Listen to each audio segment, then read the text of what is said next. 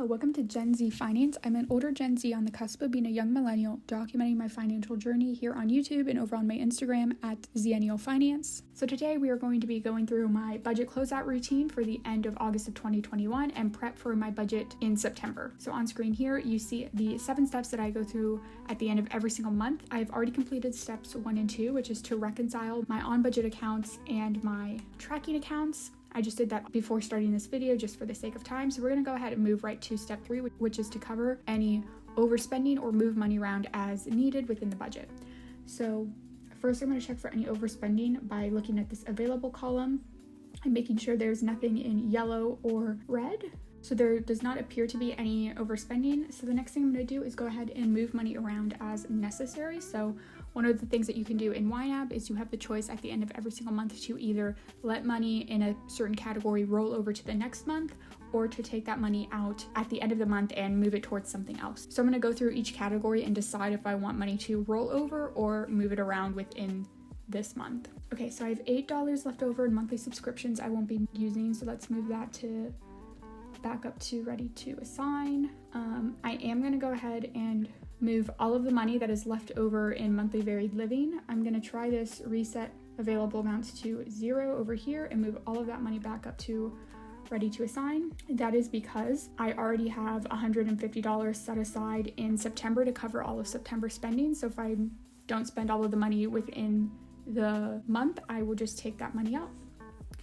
We're going to do the same thing with these 3 categories, and me, myself, and I. I didn't end up spending everything that I thought I was going to, so reset available amounts. So that gives us $166.96. I'm gonna go ahead and put all of this towards my Roth IRA. So currently it says I need $533 more to fully fund this. However, if I jump forward into September, I already have $500 budgeted ready to be deducted on the first of the month. So I really only need $33.04, and I'd really like to just get this done now. So I think I'm going to take that $33.04 from my clothing category because I'm trying not to spend that much on clothing for the rest of the year anyway. So we're going to move that $33.04 directly to my Roth IRA, which means I have $350 ready to spend for that. I'm going to go ahead and enter that transaction into my accounts now because I will go ahead and make that transfer right now so that it hits before the end of the month.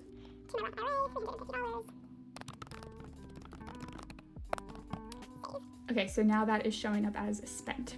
So with step 3, we will go ahead and mark that as completed. Step 4 is to review my spending and saving for the month. So I like to do that by using the reports that YNAB or Toolkit for YNAB provides. So first we will go to this income breakdown report. So in total for August, I brought in $2,248.58 to my budget. That's my net income. And the vast majority of that was my normal full-time job income. I got some interest in cash back and then a very small sliver in some income from my family. So this income versus expense report does provide a breakdown of my spending, but I actually prefer to look at the spending pies here. So I'm just gonna look at this month. So in August of 2021, I spent a total of $979.95. Now this is not including anything I sent to investments, but I spent just under $453 in my responsibilities. This was $450 as normal for all of my bills, and then $3 for monthly subscriptions, 99 cents in Apple storage, and then I managed to get a deal on Kindle Unlimited for 3 months for $199. So I decided that was a good enough deal that I would go ahead and do that. My second biggest category for the month was giving at $260. This made up about 26.5% of my total spending for this month. So in here I did $100 for gifts. So this was for my dad's birthday, so I gave him $100 through there. I did $84.59 for donations this month. For family giving, I did another $50. I kind of combined this with my dad's birthday. I gave him $100 for his birthday, and then I just did an extra $50 and I took that out of my family giving account. And then finally, $25 in random acts of kindness. I got my mom Starbucks one morning. I gave my beautician who did my eyebrows $10 tip, and then chipped in $10 for a coworker's baby shower gift. So giving was a very big expense this month. My next biggest expenses were in my sinking funds, and this was all my car ownership costs. So I paid for my tag renewal for 2 years, and that came out to $105. Next, I spent $88.30 in me, myself, and I. This was $42 in dining out, and that consisted of Starbucks, Moe's, another Starbucks. I got brunch with a friend of mine, so that was $17. Then I went on a date and we got some tacos. My half was $14.13, and then I got 50 cents back from my Chase credit card for like a credit that they were running. Next, $29 in splurges and mindless wants. I was not expecting to spend anything in this category when I began the month, but early in the month I saw a really cute bucket hat, so I got that. And then $17.01 in entertainment, and that was for another month of HBO Max. Finally, I spent $73.66 in my monthly varied living, $53.18 in my, I renamed this, it used to be health and wellness, I now named it health and hygiene because I feel like that was a better name for what I was trying to track in here. So most of that was my prescription costs, and then I got a really good deal on some feminine products. Walgreens had like a great buy one get one 50% off, and then I used like a $3 coupon on top of that, so I was like really excited when I saw that. $15.28, I got some gas for my car, and then $5.20. So on Amazon I had a gift card that I used to purchase most of this, but the leftover cost was $5.20. I got like one of those microscopes with a camera that you can hook up to your computer or like your phone, so when you like are looking at something, you can see the image reflected on your computer. I really do enjoy using it. It's actually really, really fun. So that is how I spent $980-ish this month. And then like mentioned, in total, I put in $1,100 to my investing, and that all went into my Roth IRA because I am trying to max this out a little bit earlier. And just as we talked about, this will be maxed out by like September 1st for me because that will be the last $500 that I will transfer into my Roth IRA.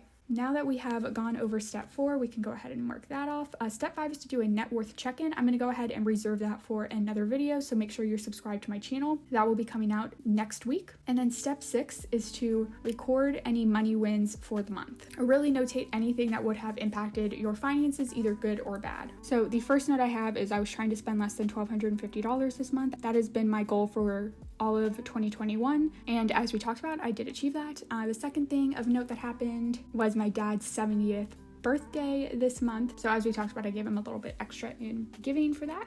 I am proud of how much I spent in Me, Myself, and I this month. I only spent like $88, and I was kind of trending towards spending on average like $150, so I am going to consider that a win. And then the last thing I'm going to say is that I gave a lot this month, not just to like family and friends, but I also did like donations and then just like random acts of kindness to people as well, so I was really happy about that. So not much going on this month, I don't think, in terms of like things that I want to notate. It was kind of a simple month, so we will go ahead and mark step 6 complete. So that leaves us to step 7, which is to review next month's budget. So I'm going to jump forward into September. We've already kind of looked in here a little bit. So I expect it to be as normal with my responsibilities, just the regular bills and the monthly subscription. I don't have any annual subscriptions coming out in September.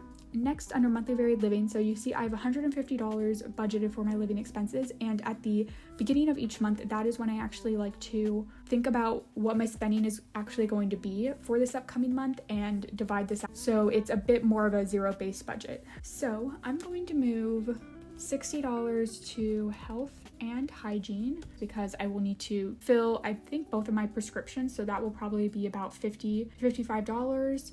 And then I also am running low on toothpaste, so maybe I should move another $5 to health and hygiene as well. So I'll need that. And then for gas, I don't have any big plans of like driving the car very far, but I might still want to get some gas just for my mom.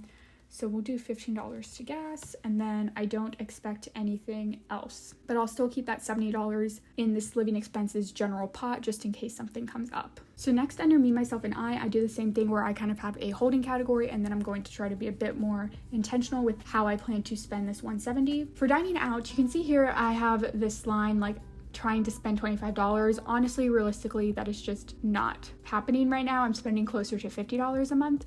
So I'm going to think this through. That I've been noticing I do like to pretty much get Starbucks like twice a month.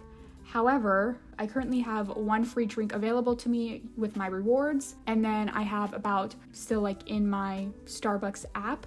And so that should be enough to provide me with 2 drinks this month, so I shouldn't need to purchase anything. So I'm going to not include that in my calculations for dining out. So with that in mind, I know I want to do like a Taco Tuesday once this month. There's a place kind of nearby my house that has really good like Taco Tuesday deals, so I know I want to do that, and that would probably be about like $10. And then I will probably want to eat out, another 2 or 3 times. So let's do $40 to dining out and see if I can stick to that. Next, entertainment. This is showing as yellow because I have an upcoming transaction, but this is just a reminder right now to cancel HBO Max so I don't actually have to pay the $17.01 this month. So I'm gonna leave this at 0. I'm gonna put $50 into beauty and pampering because I want to get my hair trimmed and washed this month, and then I don't think I have any other plans to spend anything. So we're gonna try to just stick with this, and hopefully I can keep to this budget. I mean, if not, I do have that $80, and I do set aside $170 each month if I want to, or if something comes up and I want to spend this money, I can. But obviously I try not to spend that every single month. So next for giving, I don't think anything's going to change. I think I'm going to try throughout the month of September to put a little bit more money into random acts of kindness because this is getting low. There's only $5 in there, and I'd like for that to be at least closer to $20. But otherwise, I'm not going to move any other money around. I don't have any birthdays in September, but I do have 2 in October, so I might try to do some shopping for those people in September. So that's the only thing I can really think about with this. And then I'm also going to try to find another organization to support this month as well. Next, for fire, I just have the $500 to my Roth IRA, and then probably throughout the month as well, I will start contributing to my brokerage account again. Now that my Roth IRA is complete, that is where I'll be putting all of my extra money. And then for sinking funds, I don't have any plans to spend any of this money. I shouldn't unless something comes up. And then same thing for savings. There's no plans to spend any of this. There we go. Just like that, we have completed step 7, which is to review next month's budget and just make sure I have paid attention to anything that might impact my spending. So I hope y'all enjoyed this video. That is going to be it for my August wrap up. How did August go for you? Financially wise, August was a pretty good month for me. There are some things going on that are not reflected in my finances that made August kind of not like the greatest month, but financially it was okay. Gonna try to focus on the positive right now. So I hope y'all are staying safe and healthy and that you have a good day.